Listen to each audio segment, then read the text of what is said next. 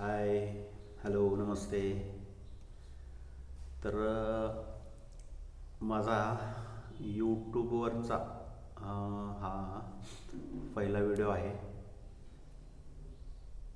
बरेच दिवस झालं व्हिडिओ करायचं करायचं म्हणून प्रयत्न करत होतो, पण ते राहूनच जायचं. खरं तर आत्ता नगरपंचायत किंवा नगरपालिका असेल तर याची रणधुमाळी चालू आहे.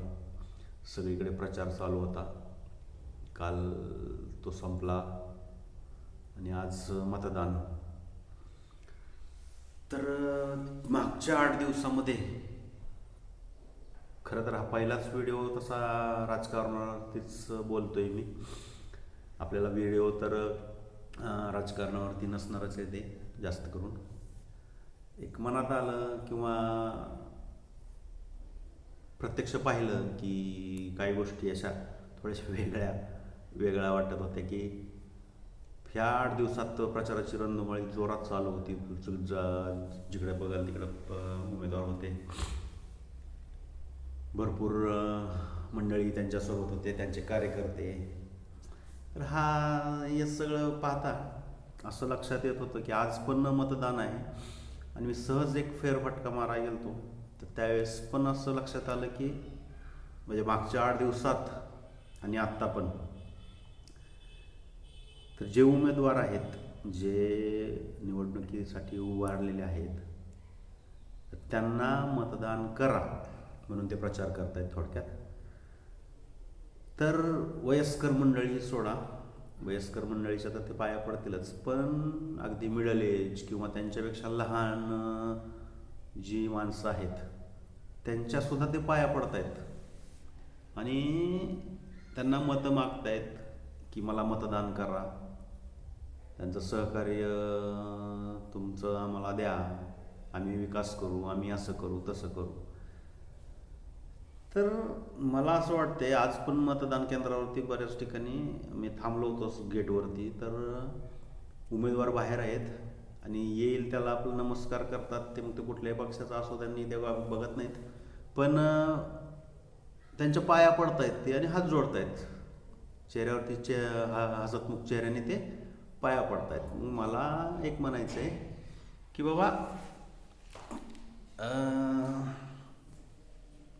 तुम्ही आता त्या लोकांच्या पाया पडताय आणि मतं मागताय, पण नंतर तुम्ही समजा निवडून आलाय हां, आणि त्या वार्डामधला किंवा प्रभागामधला जर एखादा व्यक्ती तुमच्याकडे आला तर तुम्ही त्याला आवर्जून वेळ द्याल का? किंवा तो आता आलाय किंवा त्याला चालता येत नाही, तो वयस्कर आहे, तर अशा लोकांना तुम्ही तिथे जाऊन तुमच्या ऑफिसमधून उठून त्यांची गाडी घेसाल का? त्यांना आपुलकीनं जवळ करसाल का? किंवा ह्या लोकांनी किंवा ह्या माणसांनी मला मत केलंय, आज ह्याचं काम करायचंय. तर मला नाही वाटत की असं होईल कदाचित. कारण एकदा स्वार्थ संपला की माणूस तो आपापल्या जबाबदारीनं राहतो.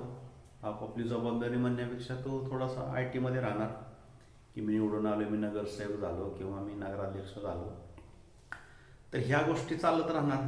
तर मला फक्त एकच सांगायचं की बाबा ह्या तात्पुरत्या स्वरूपात ही लोक उमेदवार जे आहेत ते अगदी कमी वयाच्या लोकांना तुम्ही हात मिळवताय, तुम्ही त्यांच्या पाया पडताय हां, पण रिअलमध्ये तुम्ही तेवढं तसं शार्प वागचाल किंवा तुमचे 5 वर्ष सत्ता आहे तुमच्याकडे, तुम्ही 5 वर्ष नगरसेवक असाल, 3 वर्ष असाल, किती तुमचे जे काही वर्ष असतील ते, पण त्या वर्षामध्ये तुम्ही ह्या पद्धतीनं अगदी झुकून वाकून त्या लोकांना सहकार्य करसाल का? त्या लोकांची कामं करसाल का?